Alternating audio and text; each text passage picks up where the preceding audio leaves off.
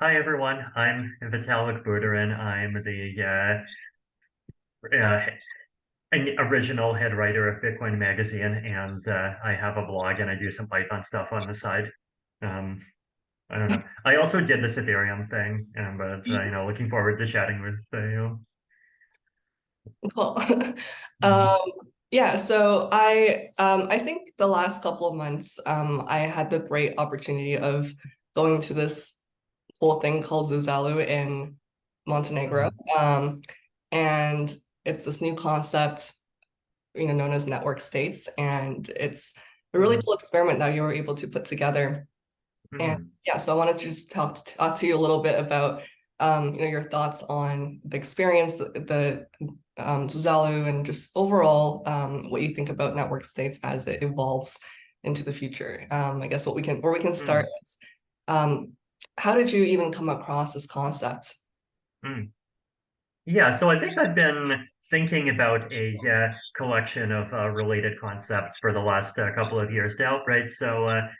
Back in, I think it's early 2021, I wrote this post on crypto cities where I basically explored some idea for like blockchain applications that would be actually useful for like local government level and other types of like smaller scale but still meaningful use cases.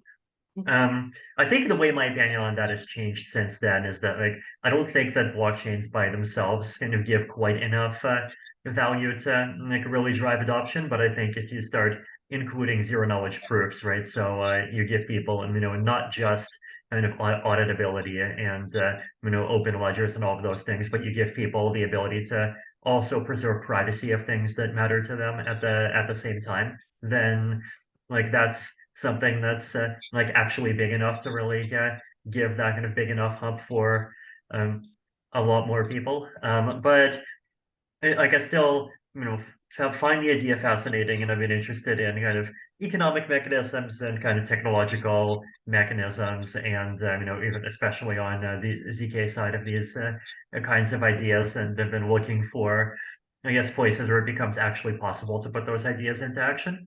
Then last year, I read Balaji's book and talked to Balaji about some other things, and I wrote that big long 8,000 word review of the network state last year, and like I found the concept really fascinating, and I thought there were a lot of like specific ideas in there that could be really valuable either to myself or to lots of people that I personally know, right? So this idea, for example, that like if one place has really bad immigration laws and it's very hard to get in there, then like you as a community like intentionally try to be based somewhere else and in a place where people actually can come and you actually can include the people that you care about including, right? Like that's just like one basic thing, right? And I think like we both know lots of people that have a much harder time, like even just getting around the world to where other people are than the average American or Canadian does.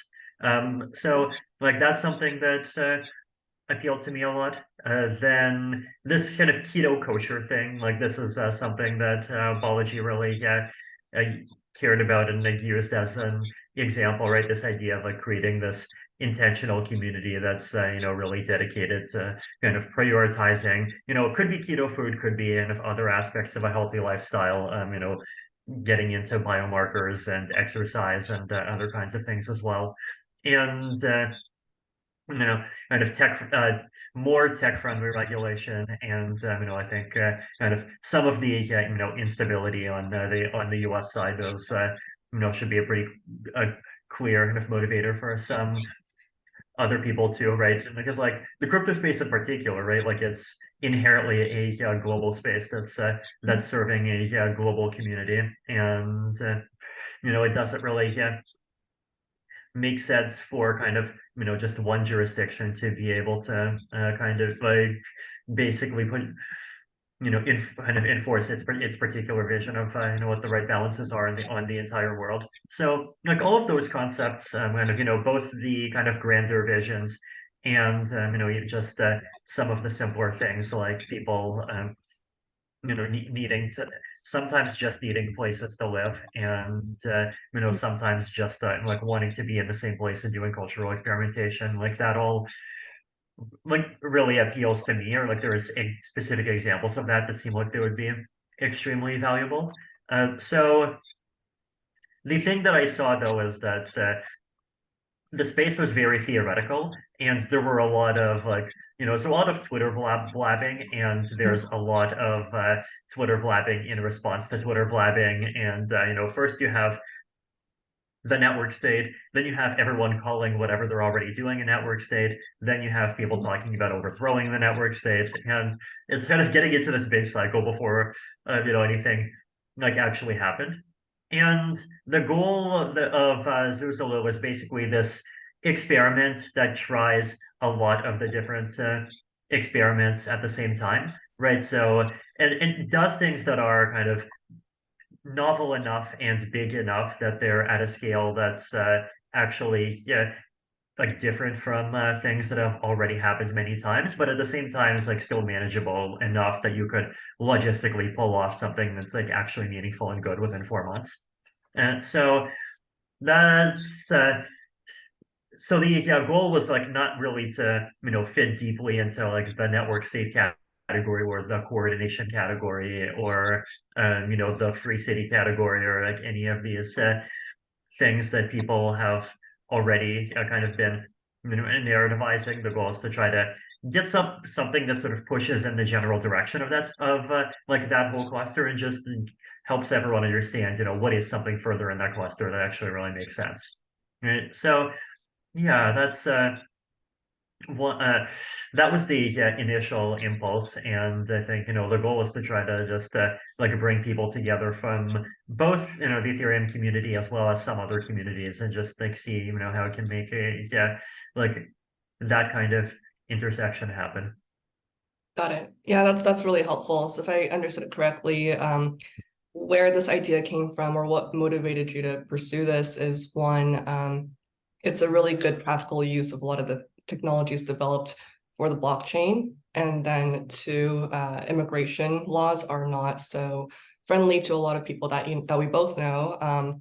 And naturally, those communities tend to have their own communities elsewhere in a separate geography. Hmm. And then three, it's just about bringing people together and forming a community offline, Hmm. real life. Would that be like an accurate summary, or are there other points I missed?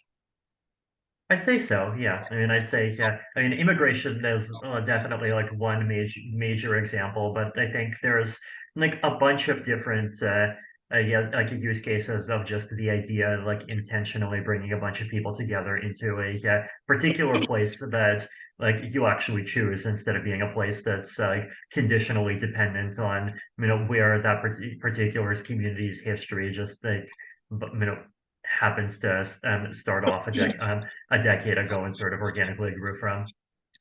So yeah, like there's a bunch of those different use cases where like it's not even theoretical for me. Like I personally can tell like this particular group of people would benefit from this in this way, and like there were enough of this that I thought it makes sense to kind of run the experiment and give sort of inject some practical experience and the Mhm. into the conversation to try to help everyone better understand like what is the version of this thing that's actually really valuable to do and can be done.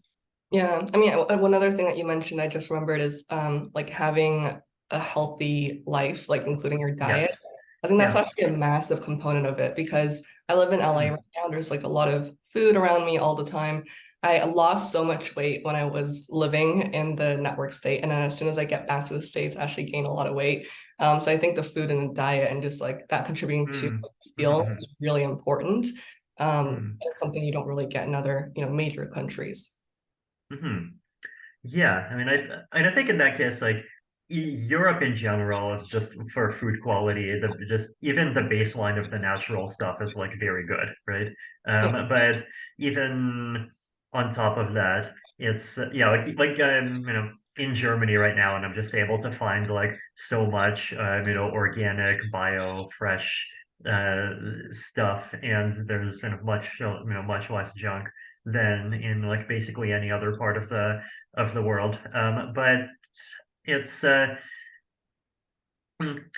but we definitely did a lot on top of that, right? Like we organized these kind of breakfasts where basically there's a like we cooperated with one of the local restaurants, and they made this special breakfast menu that's based on the Brian Johnson kind of blueprint kind of health menu, and like basically trying to do a compromise between sort of what this very well resourced longevity researcher did for himself, and like what's actually practical in a country where shipping is sometimes difficult, and on a budget that's reasonable for normal people. And we just like made this and like actually even made that breakfast free just as an enticement for people to actually come and not just stay in their rooms all the time. And like that actually worked very well, I think. Like there's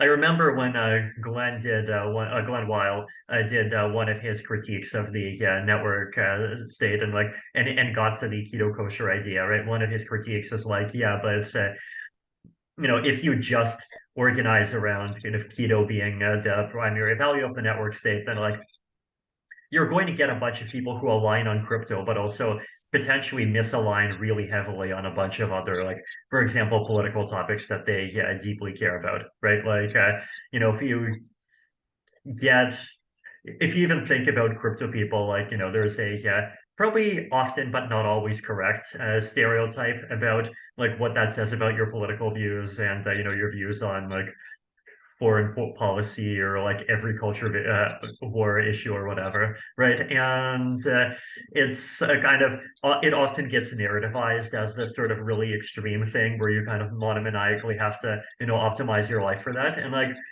I think we sort of felt our way toward a kind of more moderate approach that combines a lot of health things, but also doesn't kind of make that be this kind of super mandatory thing that everyone is forced into, and doesn't kind of kind of balances that with other kind of cultural kind of things that people can do and identify with. And like it seems like that ended up getting some very positive feedback, right? Like it seems like it's kind of a pretty big step in the direction of like what is this the version of kind of practical longevity that normal people that are not willing to take 73 minutes sauna baths and eat 453 grams of omega-3 oil every. Okay, that's actually all people do. That's a lot of calories, but you know what I mean. And like do all these insanely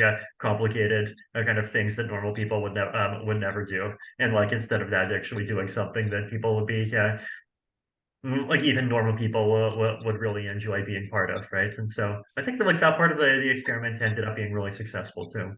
Mhm.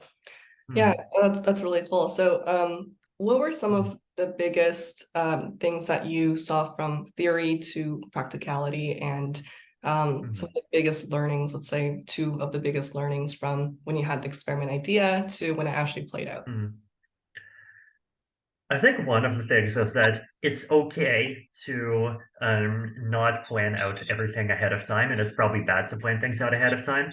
And this is something that probably comes off as a surprise to people who think of zuzelu as being an event. And when like event is like actually a really horrible description for it in a lot of ways, right? Like the way that I summarize that difference in one sentence is that normal conferences are like 3 days to a week. And a week is a break from your life, but Zuzalo is 2 months, and 2 months is your life, right? So you get into like a totally different kind of frame and mindset. And the difference in terms of need to prepare is like if you think about something like DevCon, right? I mean, a 7,000 person, like 4 day long conference, you don't really have a room to pivot, right? Because things on that scale just need to be really well planned in advance. And like if things screw up, then you don't really have room to like suddenly get into war mode and fix everything in 3 months or in 3 days, right? But in Zuzalo, if like any individual thing ended up failing, we're just able to kind of pivot, get a solution together in 3 days and adapt and like the period of things not working well is like only 3 days, right? And so people still remember zuzelu as a whole as being great. Yeah. So yeah, like planning things well in advance is not as important. There's some areas for which it's important, right? Like housing is pretty immutable, for example, right? And like even, co-working venues, you can do some things by like renting out, extra apartments and kind of, putting up labels and calling them like co-working centers and like it, but it's still imperfect, right? But aside from that, there's just so much that you totally can just fix in real time, and a kind of like a ready, fire, aim approach, as some of the U.S. Business gurus that I sometimes listen to as a child like to call it, like actually really works well in this context, much more than it works in conferences where like you unfortunately do just have to like ready, aim, fire, and worry about things a lot ahead of time. Yeah. So yeah, like that, and that was the thing that I think surprised people like with an event planning background that kind of came to Zuzalo and like thought about Zuzalo in the event frame. Um, the yeah, other things that surprised me, generally just people's ability to adapt autonomously. Like it's surprisingly easy to create something where most of the stuff that people enjoy just comes from the participants themselves.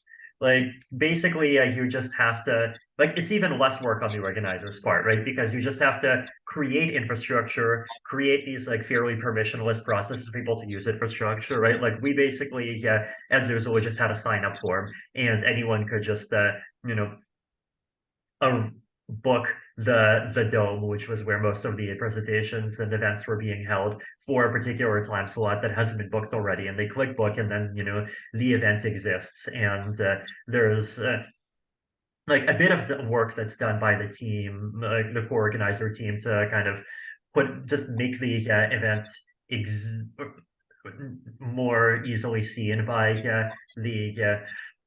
the residents, but like otherwise, it's basically permissionless. You don't have to do much, and like a lot of the cool stuff that happened just I think happened because of the willingness to embrace spontaneity there, right? Like people just having an idea, like, hey, I want to talk about this, and this could be useful and interesting, and or just fun for the community. And then you book it, and then within 48 hours, the thing actually happens, and it's like totally great, right? Yeah. So yeah, that's yeah, so like kind of, the practical aspects of like really actually being able to take advantage of the whole like spontaneous order thing, and like that really being a reality and not just a meme is I think like that's not something I went in like with a big expectation of, but ended up really impressing me a lot.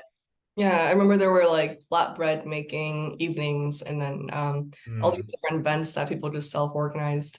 The one thing that mm, didn't happen that I think a lot of people wanted was like a talent show.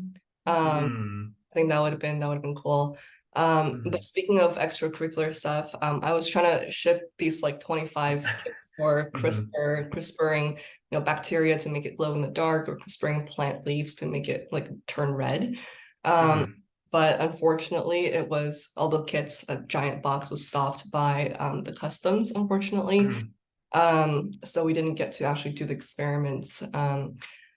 But when it comes to productivity outside of just, fun extracurriculars too, when it comes to building stuff, whether it's CRISPR, like gene editing stuff in bio, or AI, or more crypto, technologies, or blockchain technologies, how do you see the citizens or residents of a network state being able to work with each other or leverage certain infrastructures to be productive together? mm. I think there's two aspects to this answer. One is kind of very purely kind of, human and intuitive and cultural. And the other part is like formal mechanisms, right? By which, I mean voting, coins, popes. The Mm. Pope is the proof of attendance protocol. It's often used as a way to like basically give people a non-financial token that just represents, say, digital proof that they participated in some event, Okay. and potentially other kinds of economic mechanisms, auctions and retroactive public goods funding and things like that, right? Mhm. So on the cultural side, I I think a lot of people do have like a very good intuition for this, and you just have to enable it and put people in the frame of minds that it's something that they're expected to do. And this is not quite one of the a hotel experience where you're supposed to just kind of sit back and enjoy the experience. Like you can actually be part of creating the experience, and like you don't have to, but if you want to, you totally can, and you should not feel afraid of being judged or anything, right? If Yeah. you have like just that, and if you have some like basic logistical public goods provided, like instead of getting people needing to organize their own audiovisual stuff in chairs or and food or whatever, like it's just at the dome, and the dome is free for everyone and they can go use it, then like that really cuts down on the cost.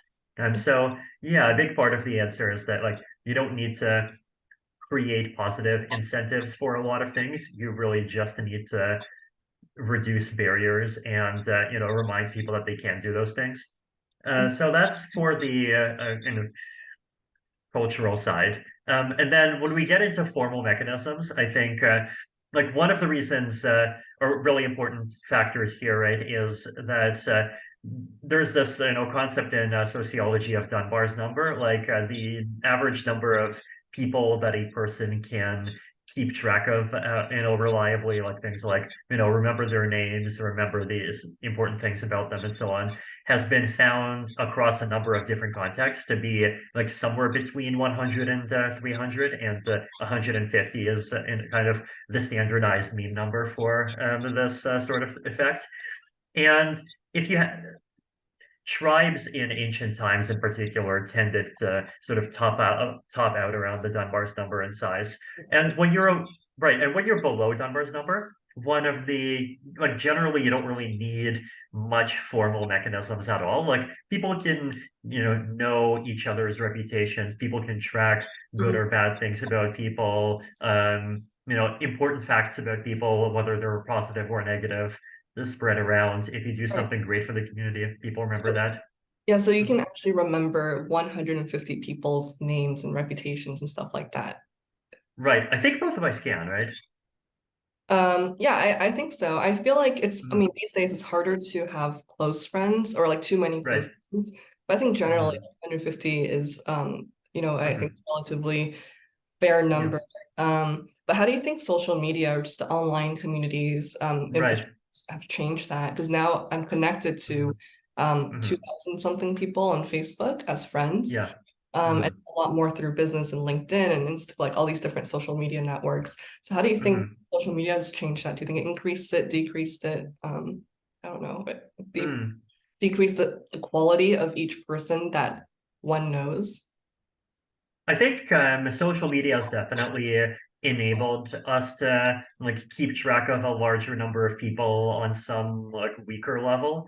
Mhm. And like I think this sort of like ties into like one of the things one points that I wanted to make, right? Which is that once you go above Dunbar's number and once you wants to like have a a society as opposed to just having a community or like a mini tribe, then you have to rely more and more on these formal mechanisms, right? So, like money is one good example of a formal mechanism. Voting is another example of a formal mechanism. Like in social media, for example, you're only able to tell like which of the 100 million users on Twitter you even wants to talk to in the first place. Like often because of these kind of standardized social cues, right? Like do your followers follow these people? How many likes are they getting? You have like community notes that gives you kind of, well crafted, context in case people say things that are actually crazy. You have, you can see the quote tweets of a message. You can see quotes, and you can see if the quote tweets come from, people whose names you recognize, right? Like there was a lot of like digitized social technology in there that makes that stuff possible at all. And like sometimes there's definitely versions of that that end up being very misaligned, right? Yeah. And yeah, and so I think once you want to make big groups possible at all, you basically have to use like these formalized social systems, but it becomes like you can't just throw in any formalized social system, right? Like it's really important to have ones that are actually good. Mhm. And part of the process of figuring out what's actually good and what's actually bad just is experimentation, right? And that was a big part of the point. And like, I think, yeah, zuzelu size is sort of right at the edge of the size where some formal organization ends up getting needed. Um, so like one positive example and one negative example here is one of the visions for Zuzelu that ended up not really happening well was like, hey, we're a crypto community and we're trying to build a crypto city, so let's use crypto for all of our payments. And there were definitely like limited examples of that working. Like there were some actually local Montenegrins that ended up spinning up a fairly bare bones grocery delivery business that Yeah. accepted, yeah, Oh, like US dollar stable coins and did delivery for a lot of people, right? But at the same time, outside of that, there wasn't really much crypto paying happening. And I think like, one of the reasons why is that in a community of 150 people, there's just much less need for people to pay each other, right?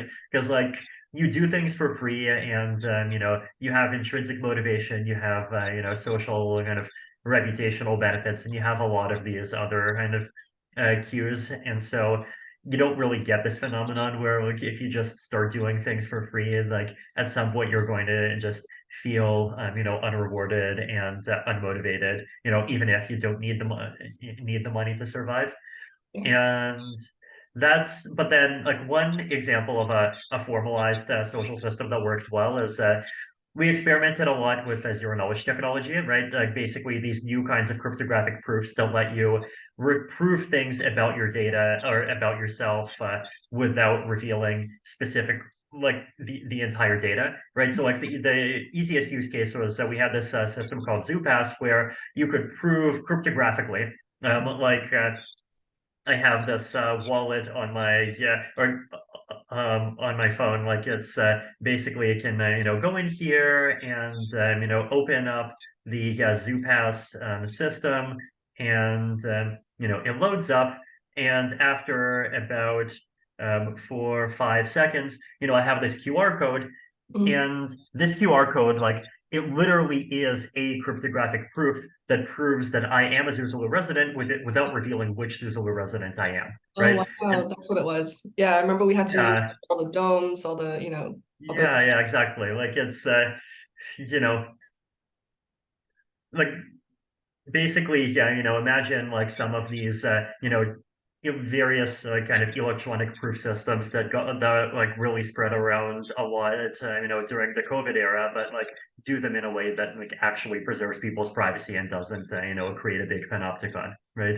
yeah. Like so, yeah, like that's one use case. But then there's lots of really cool things that get built on top of ZooPass, right? Like one of them was ZooPoll, which is basically a zero knowledge proof based polling system. So anyone can make a poll and anyone can vote on polls, and but only Zuzelu residents could vote on polls, and each Zuzelu resident could only vote once, right? So like we enforce that kind of fairness, and the Kremlin is not going to like get 56,000 of their bots voting on these polls, but at the same time you actually preserve people's privacy, right? And like I think that ended up actually being kind of really fascinating and kind of interesting. Like there were definitely some questions around there that asked some topics that people don't want to share about publicly for whatever reason. Like there were some political ones. There were like even like literally polls about people's sex life, which is like, yeah, like I'm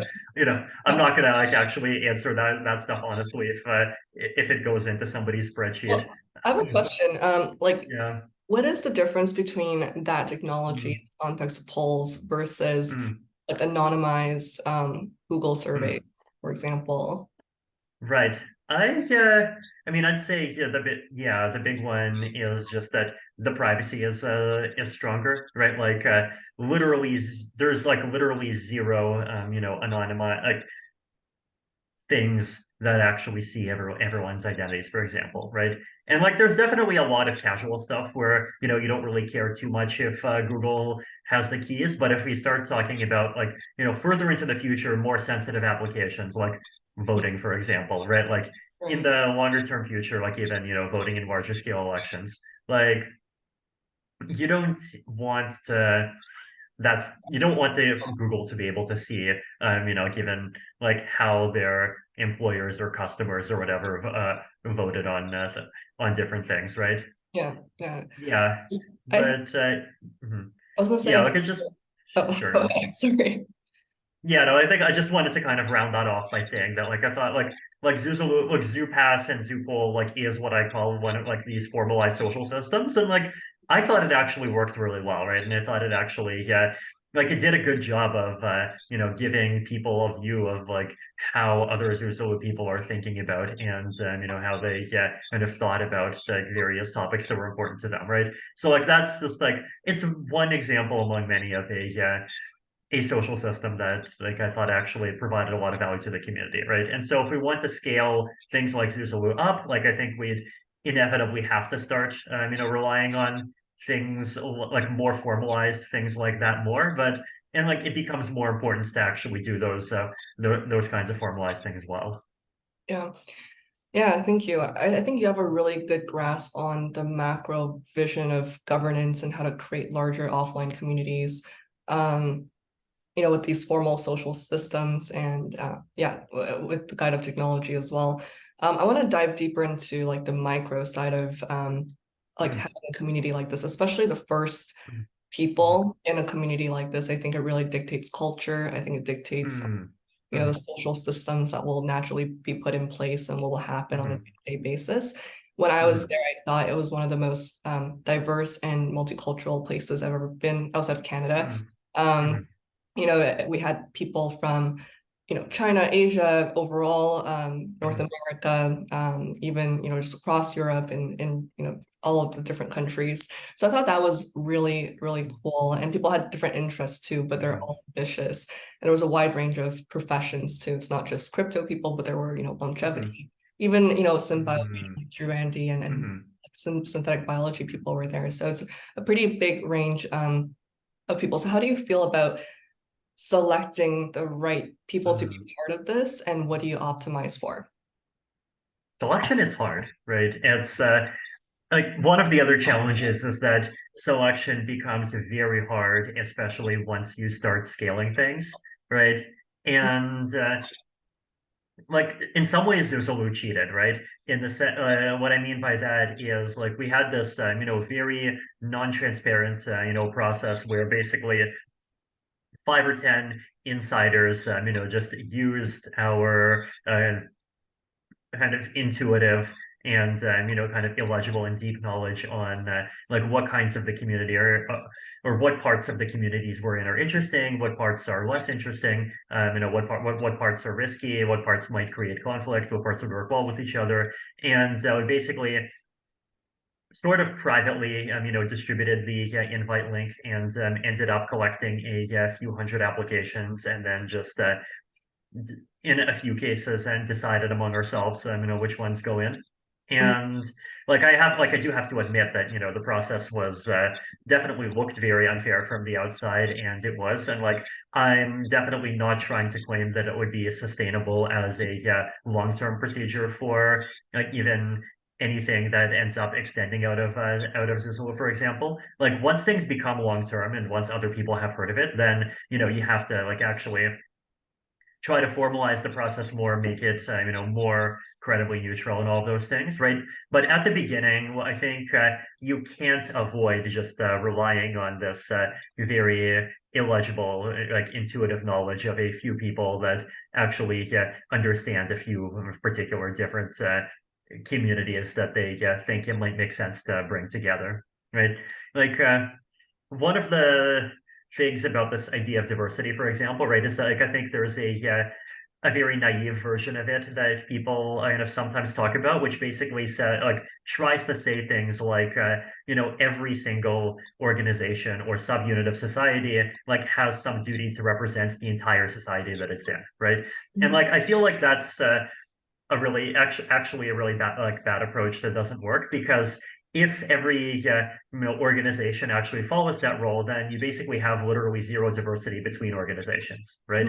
Right. And so you have people trying the same thing, right? And there are some combinations that work really well together, and there's like other combinations that like would actually have discord between each other. And there's some people that do a good job of creating kind of better concord instead of better discord between different communities. And so like the version of diversity that like I think is really important, right? That and that I kind of probably try to favor more is like one where you're kind of intentionally strategic about it, right? And you find some particular dimensions that you care about, and dimensions that are not on, really any existing side of a culture war, ideally, for example, right? And you try to find like diverse communities, even from many diverse parts of the world, that like actually care about that one thing, right? And the diversity like actually helps you like care about that thing. Actually, it doesn't have to be one thing, right? It could be a collection of different things, right? It actually helps you like focus more on those things, and it helps kind of dilute some of the existing like discords that some of those initial groups have, and like it gives you a community where like people actually realize some like connections between other people that were initially far away from them, where they didn't even realize that they had values in common with them, right? And like if you have a lot of different organizations that are kind of taking that approach, then like each of those things are going to be pretty diverse internally, but there's also going to be a lot of diversity between those communities as well, because each of them is trying an intentional experiment and like bringing a few specific groups together, and you're still going to have like thousands of different experiments, like both between communities and within each community. Mhm. And that's I mean no, it's it's a really interesting model. Like I feel like this one attempt to trying it out, like it generally works pretty well. I think look, like if I had to give myself critical feedback, I would probably say that I think the community cohesion aspect of zuzelu probably worked really well for the crypto side, but it worked somewhat less well for the bio side and the free city and network state side. Mhm. And I think if I had to give an explanation for why it works that way, it might be because both I and the other core organizers are kind of Ethereum. Mhm. Most of us are Ethereum first people. And if you're Ethereum first, then you do have a lot of this like very deep knowledge about like what the different Ethereum sub communities are, and how like interesting are some of them. How like kind of high conflict are some of them on the other side. How good would they work together with each other? But we were less in kind of deep into the other two communities. Like for example, if you think of my interest in like longevity in biotech, for example, like I've been convinced for a long time just about the moral arguments that ending aging is a an intensely good thing, and society should be putting way more resources toward it. But like I'm not personally a biologist. Like I've been contributing a lot of money to the space, but I have totally not been contributing to a lot of time. Mhm. And with network states and free cities, I think my relationship is somewhat similar in that sense, right? Like, and I mean, in that one, it's like a bit tougher, right? Because the like there are definitely parts of the free cities community that end up kind of going into places that like I want to feel a bit more cautious about, right? Yeah. But yeah, the challenge is like because I'm not in the space full time, and because none of the co-organizers were in that space full time, like we were less able to like pick great people for that space, and that probably ended up leading to like that greater discord there. But yeah, I think if you want to scale things up, like I think we need to find ways of creating these multi-layer structures and empowering people who do have that knowledge to do a better job of inviting people, but then also have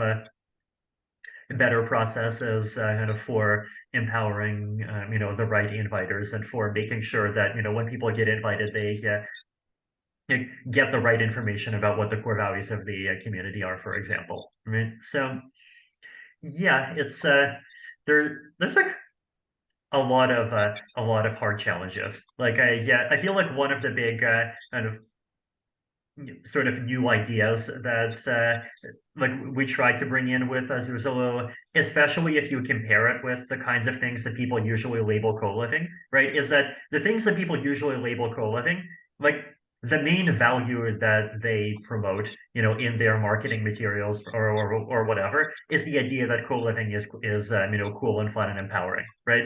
And but the problem is like when your main value is co-living, like that still creates a very wide set of people, and there aren't kind of enough other sources of connection. But with Zuzelu, like like it was explicit that co-living and co-working are means, they're not the end, right? And the end is crypto, is privacy, personal freedom, health, biology, Mhm. and experimenting with governance, and all of those other things, right? And like once you have those kind of like actual glues, and you design the thing as something that is kind of rooted in those communities, as opposed to something that's kind of very abstract and saying like we're doing, a network state for the sake of network states, then like a lot of those things become possible that weren't really possible with some of those more generic examples. So yeah, it's a tough challenge, and there's a lot of things that you can only come to understand through experiences of like multiple rounds of actually doing the thing. Right. Yeah, I definitely believe there's going to be a lot of iterations of this before it gets to a point Mm, where it's optimized for a lot of the things that mm, you're talking about. I think there are fundamental things are so different with like real life, atoms-based technologies. That also include like network states, like free cities, building the infrastructure for like an offline living infrastructure, like the city type situation, or even biotech. I think it involves a whole different set of skills, regulation, infrastructure to make it happen compared to any software technologies like blockchain. Includes like, even like just shipping, like supplies for pipettes and DNA, mm, like what we're trying to do mm, with these very simple CRISPR kits that even like a student can do in mm, America. That mm, was like, I think the yeah. government might have thought I was a bioterrorist, Mm, from what it seems mm, like. So it requires a yeah. way. It's I think a little bit more like difficult to set up Mm, that infrastructure and make yeah. governments think that Mm, okay, these few hundred people or 200 people are actually not going to do anything too crazy, because for some reason they see that as more of an immediate threat, like shipping biomaterials over across mm, the border mm, versus engineers that like software engineers that can build a crypto application, for example, or some mm, blockchain technology that mm, that's I think that's why there's more digital nomads or nomads in the blockchain community. It's because they have mm, that freedom to just meet up in I don't know, like mm, Prague or Berlin and do something together and build something. mm, Versus in bio, it's like, even if I get five of the most impressive biologists from MIT, Stanford, Harvard, and I'm like, hey guys, let's build this thing. In Montenegro, it would be impossible because we can't even get like DNA shipped there or like or somewhere else, China, that's even more impossible. So I think mm, there's like these fundamental problems when building anything physical. At mm, the same time, I do see that as one of you know, um, mm, the things mm, that can really thrive in an infrastructure or governance, like mm, governance that you explain. mm, It would be great to have a lot of these offline technologies in yeah. a network state. Yeah, no, I think that's I mean, definitely a lot of really good points there. I mean, I guess like one thing I would could say is that like one of the benefits of organizing in a larger group is that you're just like you have a chance at all of you know trying to like actually negotiate with the governments and like come to like some solution that gets you the ability to do what you need, right? Because I think like Zuzelu mostly failed at doing that just because it tried to kind of act too fast, and the whole thing was like literally 6 months between myself having the idea and round one being over.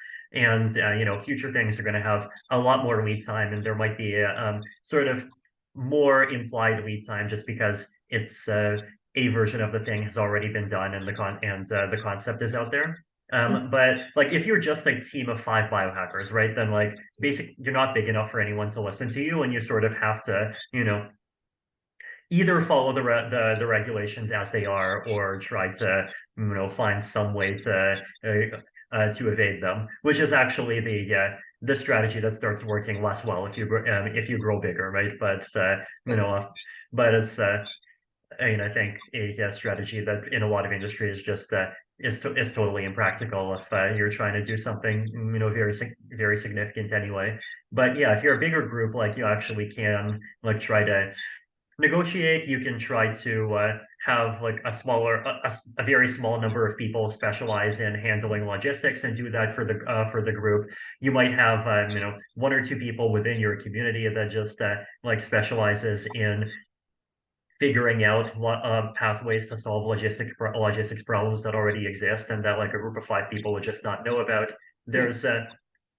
Yeah. There's there's things that can be done, and I mean the other one obviously is just the task of doing a really good job of just researching on what jurisdictions like would even be friendly to some kinds of things in the first place, right?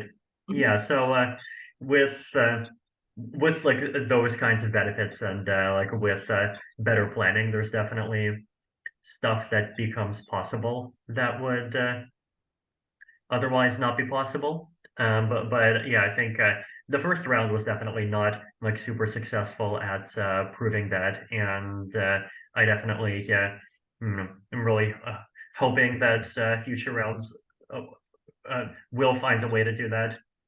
Mhm. Yeah. And then just zooming out a little bit on like just regular technology, like software founders, like just Hmm, regular VC backed founders in Silicon Valley or Miami or something. Do you want hmm, people like that in a network state? Bring this back because I think the audience for hmm, this article is a lot of hmm. retail investors and COVID Right. remote work. So a lot of these companies are Hmm, remote hmm, first. hmm. Do you want the Right. people or companies built in a network state? Hmm. Yeah, it's a good question. I think yeah, like how do we I guess thinking abstractly, right? Like how do we look at like I guess either network states or like ideas within the same cluster that don't necessarily follow the capital and network state playbook. Um, like how like how to make sense for investors to interact with them. Um, hmm. I mean, I think there is.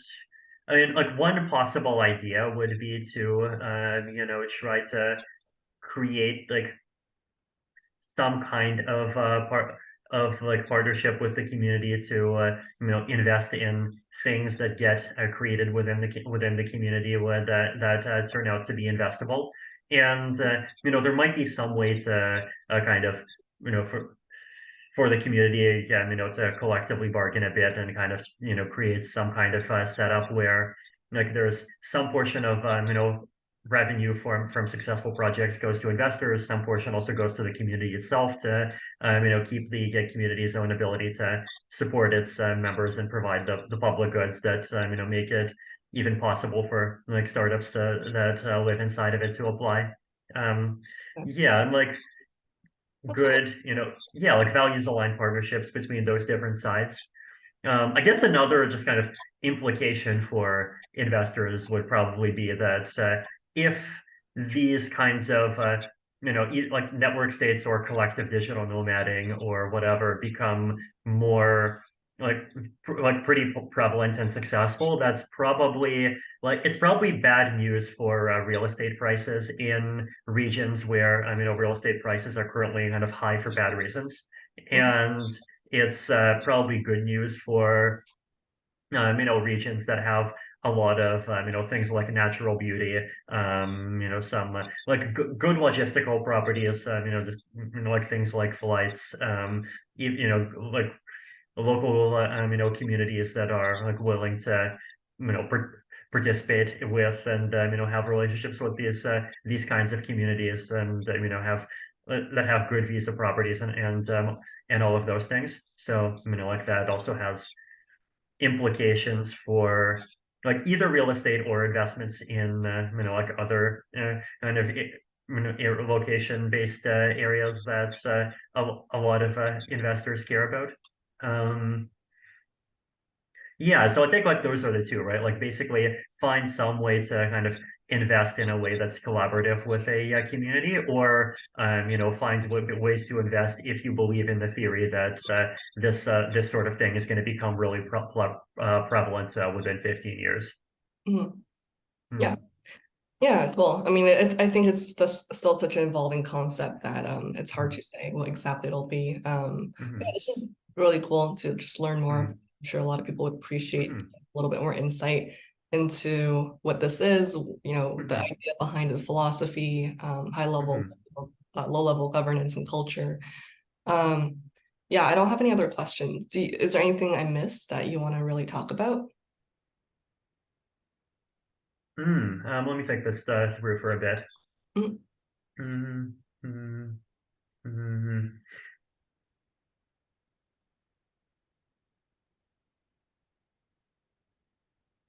Hmm. Yeah, I don't know. I feel like we've touched out some of everything at least a little bit. Hmm. yeah, I feel like this is a really like non-technical Hmm. perception of everything because I'm not, a crypto person, but I think a lot of people appreciate like just what this means to like normal people and Hmm. society as a whole outside of this network state and how people should understand it. So yeah, I'll Hmm. stop the recording for now. So I Sure.